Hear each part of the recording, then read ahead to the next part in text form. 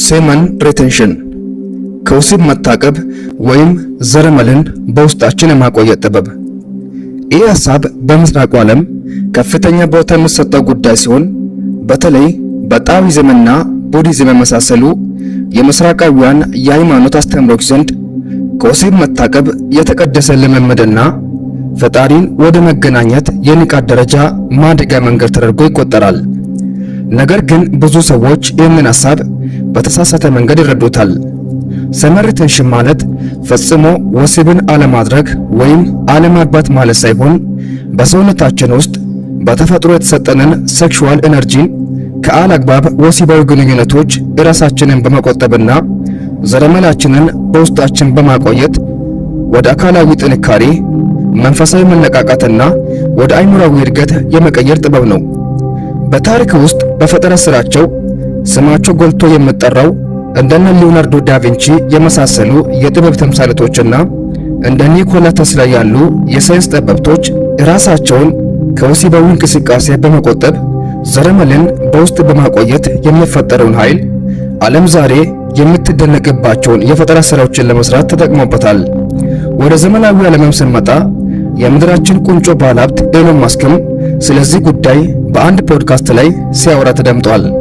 Then a great deal, like a massive amount of thinking, like truly stupendous amount of thinking has gone into sex without purpose, without procreation, which is actually quite a silly action in the absence of procreation. It's a bit silly. Well, so why are you doing it? Because it makes the limbic system happy. That's why. But it's pretty absurd, really. ለመሆኑ ከወሲብ በመታቀብ ወይም ዘረመላችንን በውስጣችን በማቆየት ምን አይነት ለውጦች ሊፈጠሩ ይችላሉ? በዚህ ቪዲዮ የምንመለከት ይሆናል። አንደኛ፣ አካላዊ ጥንካሬ። ከወሲብ በመታቀብና ዘረመላችንን በውስጣችን በማቆየት ከምናገኛቸው ጥቅሞች አንዱ አካላዊ ለውጥ ነው። ለምሳሌ የኃይል መጨመርና የቴስቶስትሮን መጠን ከፍ ማለት በዋናነት የሚጠቀሱ ለውጦች ናቸው። እነዚህ አካላዊ ለውጦች የሚፈጠሩት ዘረመላችን ለሰውነት ግንባታ ወሳኝ የሆኑ እንደ አይረንና ዚንክ የመሳሰሉ ቅመሞችን በውስጡ ስለያዘ ነው። ታዋቂ ቦክሰኛ ሙሐመድ አሊ ለግጥሚያ ሲዘጋጅ ለሳምንታት ከወሲብ ይታቀብ እንደነበር ይናገራል። ልምምዱም ለውድድሩ ልዩ መንፈሳዊና አካላዊ ጥንካሬን ያላብሰው እንደነበር ተናግሯል። ዛሬ ላይ ግን ሲስተሙ በተደጋጋሚ ወሲብን መፈጸም ልዩ የጤና ጥቅም እንዳለው ያስተምረናል። በእርግጥ የወሲብ ግንኙነት የሰውን ዘር በዚህ ምድር ላይ የምናስቀጥልበት ብቸኛ መንገድ ቢሆንም ከስርዓቱ ፈቀቅ ካለ ግን ብዙ የሚያሳጣን ነገር ይኖራል።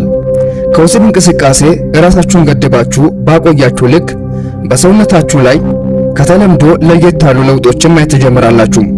ለምሳሌ የማግኔቲክ ኤነርጂ ፊልዳችሁ ወይም በተለምዶ ካሪዝማ እየተባለ የሚጠራው የኤነርጂ ሌቨላችሁ ከፍ እያለ ስለሚሄድ ፕሬዘንሳችሁ ወይም መገኘታችሁ እየከበደና የሰዎችን ትኩረት መሳብ ይጀምራል። እንዲሁም ከወትሮ ለየት ያለ ጥንካሬና በራስ መተማመን ይሰማችኋል። ሴመን ሪቴንሽን ለውጡ በዚህ ብቻ በቃም። ዘረመላችንን በውስጣችን በምናቆየው ልክ ለውጡም እየቀጠለ ይሄዳል። ሁለተኛ፣ መንፈሳዊ መነቃቃት። ከዛሬ ብዙ ሺህ ዓመታት በፊት በመንፈሳዊ ጥንካሬያቸው ስማቸው በሃይማኖት መጻሕፍት ላይ ተጽፈው የምናገኛቸው ሰዎች ወደ ሃይ ኮንሽስ ሌቨል ወይም ፈጣሪን ወደ መገናኘት ንቃተ ህሊና ለመባል ሲፈልጉ ከሚያደርጉ ነገሮች አንዱና ዋነኛው ከወሲብ መታቀብ ነበር። ሴመን ሪቴንሽን ወይም ከወሲብ መታቀብ ተራ ልምምድ አይደለም። የተፈጥሮን ሕግና ባዮሎጂካል ግፊትን የመቃወም ሥራ ስለሆነ ጥንካሬን ይጠይቃል። ማንም ሰው ከመሬት ተነስቶ የሴመን ሪቴንሽን ልምምድን በቀላሉ ፕራክቲስ ማድረግ አይችልም።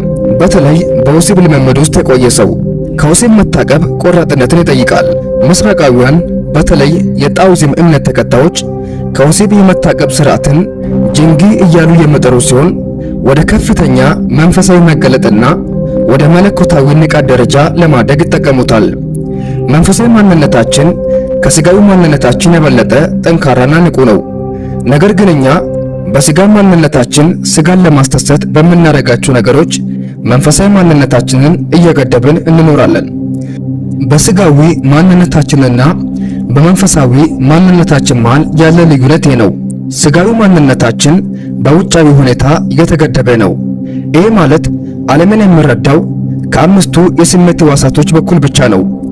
መንፈሳዊ ማንነታችን ደግሞ ገደብ የለሽና በፈጣሪ አምሳል የተፈጠረ መለኮታዊ ማንነት ሲሆን ከፈጣሪ ጋር ቀጥተኛ ግንኙነት ማድረግ የምንችለው በዚሁ በመንፈሳዊ ማንነታችን ብቻ ነው። ምክንያቱም ስጋዊነታችን የተገደበ ስለሆነ ወደ ሃይ ኮንሽስ ሌቨል ወይም ፈጣሪን ወደ መገናኘት ንቃተ ህሊና መግባት አይችልም። እኛ ስጋን ለማስተሰት ብለን የምናደርጋቸው ነገሮች ለምሳሌ ፖርኖግራፊ፣ ማስተርቤሽን፣ ልቅ ወሲብ፣ መጠጥ፣ አደንዛዥ ዕፅና የመሳሰሉ ነገሮች መንፈሳዊ ማንነታችንን የሚያደክሙና የሚገሉ አደገኛ ልምምዶች ናቸው። ነገር ግን ጥበብ ነክ መጻሕፍትን ማንበብ፣ ምግብ መቀነስ ወይም መጾም፣ በጥሞና ውስጥ መቆየት፣ ወደ ሃይማኖታዊ ስፍራዎች መሄድ፣ እንደ ሶሻል ሚዲያና ፖርኖግራፊ ከመሳሰሉ ከዶፓሚን ምንጮች አእምሯችንን ነፃ ማድረግና በዋናነት ከወሲብ መታገብ ወይም ስመር ሪቴንሽን የመሳሰሉ ልምዶችን ማዳበር ደግሞ መንፈሳዊ ማንነታችንን በማጠንከርና ስጋችንን ከነምኞቱ መቆጣጠር እንድንችል የሚያስችሉን ዘዴዎች ናቸው። ስለዚህ ለስጋዊ ምኞታችሁ ባሪያ ላለመሆን በመንፈሳዊ ማንነታችሁ ላይ በደንብ ስሩበት። ለዚህ ደግሞ ስመር ሪቴንሽን አንዱ መንገድ ነው።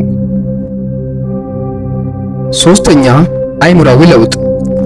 አእምሯችን በተፈጥሮ ደስታን የሚለካው በሚያገኘው የዶፓሚን ሆርሞን መሰረት ነው።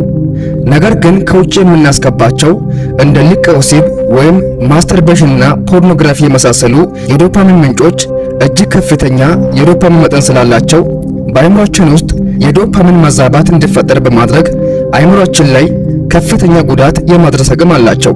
ስመር ሪቴንሽን ወይም ከወሲብ መታቀብ ደግሞ በወሲብ ነክ እንቅስቃሴዎች በአእምሯችን ውስጥ የሚፈጠረውን የዶፓሚን መዛባትን ስለሚቀንስና በዘረመላችን ውስጥ ያሉ ተፈጥሯዊ ቅመሞች በውስጣችን እንዲቆዩ ስለሚያደርግ አእምሯችን ይበልጥ የፈጠራ ክህሎቱ ከፍ እያለና የማሰብ ችሎታው እያደገ ይሄዳል። ኒኮላ ቴስላ ሴክሹዋል ኢነርጂን በደንብ ከተጠቀሙ ሳይንቲስቶች ውስጥ አንዱ ነበር።